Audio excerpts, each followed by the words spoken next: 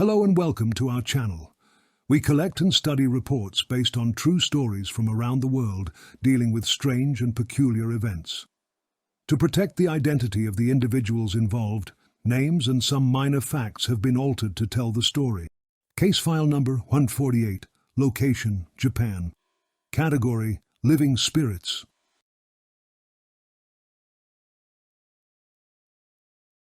I work part-time giving body massages at a spa salon, right here in my own town. My customers are mostly middle-aged women from the same local neighborhood. When I'm giving a massage, I sometimes get a vision in my mind about my customer. Now, I don't always understand the meanings behind these visions. They appear as flashes of images in my mind, and what I see usually has something to do with the customer that I am with. If I don't know my customer well enough, I won't say anything about it. But to my regular customers, some of them already know about my abilities, so I would let them know what I am seeing. There was one time I felt really uncomfortable about a customer who came in for a massage. She was a new customer, a very well-dressed middle-aged lady I had never seen before. She said she booked an appointment for a massage treatment. I'm going to call her Mrs. Beecham, but that's not her real name. And I looked at her from behind the counter and saw something strange surrounded her body. Almost like a dark, swirling smoke surrounding her body in a snake-like manner. I knew there was something not right about her before I even started. I set her up in one of the empty massage rooms and asked her to put on her bathrobe. Well, it's actually a bath towel that you wrap around your body, and there's a clip at the top to keep it closed. When she was ready, I pumped some scented oil on my hands and started to work on her shoulders first. But as soon as I touched her shoulders, I immediately felt something. Like a static electric shock running through my hands, so I apologized to her and asked if she felt a shock. But Mrs. Beecham said she didn't feel anything. I continued to massage her, but every time I touched her body, I felt static electric shocks. I couldn't understand why, but I knew this couldn't be good. I slowly worked my way down to her abdominal area, and that's when suddenly I heard a loud pop in my ears and my visions came through strong and fast. One by one, I saw faces popping up surrounding Mrs. Beecham. These were angry faces of women, so many of them. Some were young, some were old. If I were to draw what I was seeing, I guess it would look like a bunch of spirits, ghosts, surrounding this lady. But I knew right away that these spirits, these angry faces, were not ghosts. These faces belonged to people who were still alive. You see, I can tell the difference between spirits of the dead people and spirits that belong to living humans. I call them living spirits as opposed to ghosts or dead spirits, I suppose. You see, we all have spirits within our bodies, and sometimes our spirits can travel away from our body without us knowing. Maybe you've heard of out-of-body experiences, right?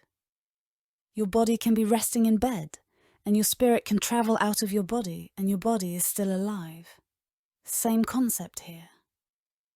Usually, a living spirit starts to take form outside of one's body when someone has a very strong feeling about something, usually about another person. Almost like an obsession or intense hatred towards that person.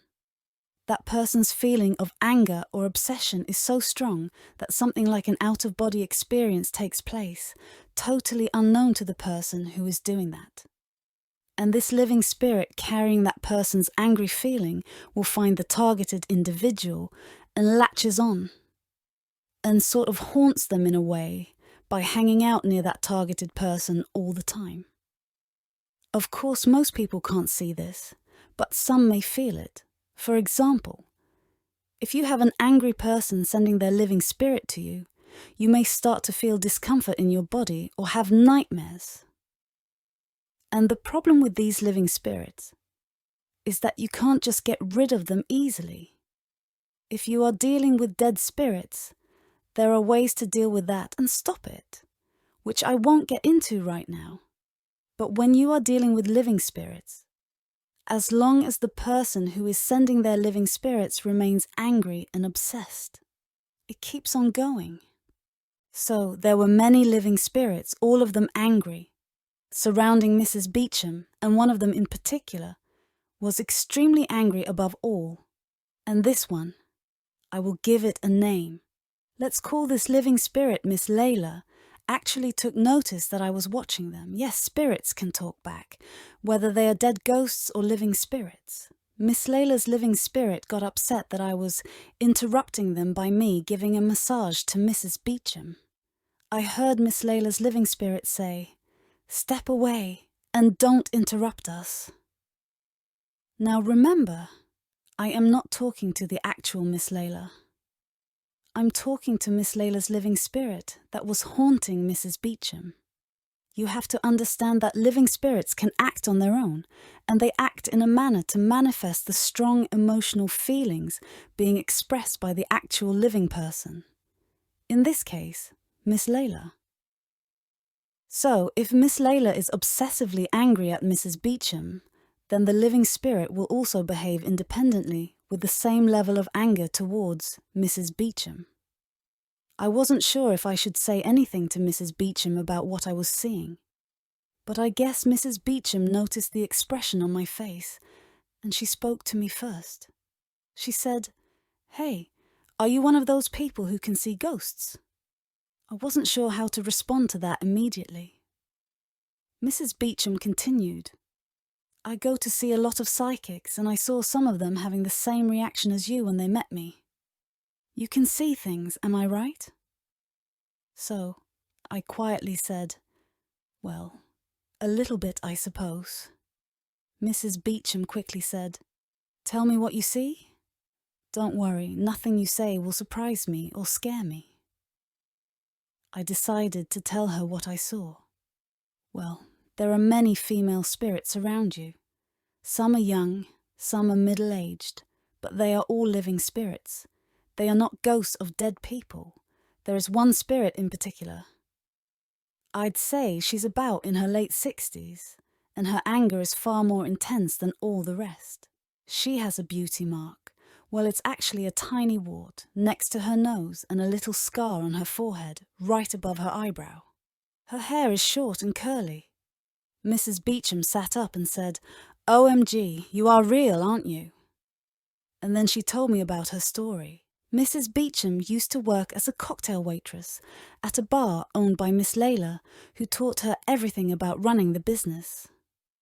After many years, Mrs. Beecham saved up enough money to open her own little bar in the same town, and she became very successful in no time, and took away all the customers from Miss Layla's bar business. Eventually, Miss Layla had to close her bar. Mrs. Beecham went on to open a few more bars, and every time she managed to take customers away from the existing bars nearby.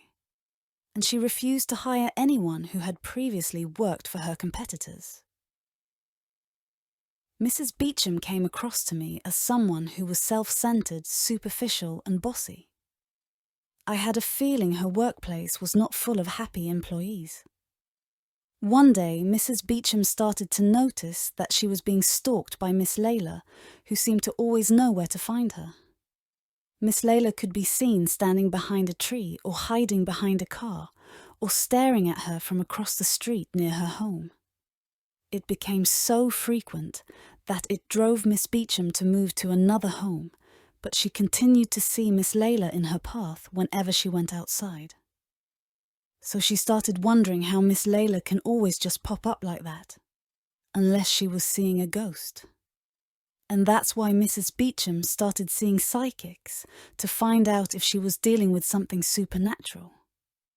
No, she didn't say anything about calling the police or trying to go talk to Miss Layla. Mrs. Beecham probably saw enough psychics to convince her that she was dealing with the supernatural. Well, her story was getting long, and I charged for my massage by the hour. I thought I should just give her my advice and end the massage session because I didn't think she was going to pay me for the extra time. I said to her, "Look, Mrs. Beecham, you really need to move further away. It's not far enough right now. That's why this angry woman can find you and send her living spirit to you, because she can collect information about you. Miss Layla can Google about you or your business, or hire a detective to find you. But her spirit, her living spirit, can also seek your information in the spirit realm and find out where you are and what you are doing. Information travels through the air like radio signals, and spirits can tune into that signal. This angry woman, Miss Layla, probably has no idea she's doing this intentionally, but her hatred for you is so strong that it sets up a chain reaction of energies where she is manifesting her living spirit to seek you wherever you go. You really should change your name and move to another state far away. That's what it will take to get away from this angry woman and other living spirits lingering around you." At that point, I heard the living spirit of Miss Layla shout out, "Stop telling her! Go away!" Mrs. Beecham thanked me and said she will consider my advice. She also booked her next appointment with me for the following month. She also told me that she had an appointment with a psychic in a few days. But maybe she no longer needs to see psychics anymore, if she can talk to me from now on. As she left the salon, she said she looked forward to being my regular customer from now on. Well, I never saw Mrs. Beecham again. She never returned as a customer to my spa salon. She had cancelled her next appointment, probably right after she went to see her psychic. To be honest, I was relieved. I did not want to feel any more electric shocks while giving a massage. It really did hurt, and it took about a week for me to feel normal again after that session. This concludes our story. Case file number 148, closed. Thank you for watching.